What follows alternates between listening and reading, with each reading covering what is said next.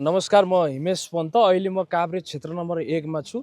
यहाँबाट राष्ट्रिय स्वतन्त्र पार्टीको तर्फबाट प्रत्यक्ष उम्मेदवार मधु चौलागाई हामीसँग हुनुहुन्छ, अधिवक्ता पनि हुनुहुन्छ।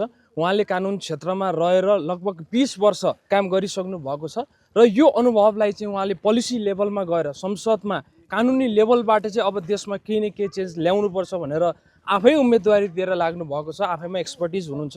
उहाँको लागि सम्पूर्ण काभ्रेवासी आमा बुवा दाजुभाइ दिदीबहिनीहरूलाई के आह्वान गर्न चाहन्छु भने यो पटक घन्टीमा भोट हालेर मधु चौलागाई सरलाई जिताउनु होला र सँगसँगै डाक्टर राम लामा काभ्रेले अलरेडी तपाईहरुले सांसद पाइसक्नु भएको छ, किनकि जनजाति क्लस्टरबाट पहिलो लिस्टमा हुनुहुन्छ, जनजाति आदिवासी क्लस्टरबाट। सो यो काभ्रे जिल्लाले सांसद राष्ट्रिय स्वतन्त्र पार्टीको तर्फबाट सांसद पाइ नै सक्यो र अब मलाई जहाँसम्म लाग्छ यो माहौल देख्दै गर्दाखेरि म आज दिनभरि नै क्षेत्र नम्बर 1 मा घुमेँ।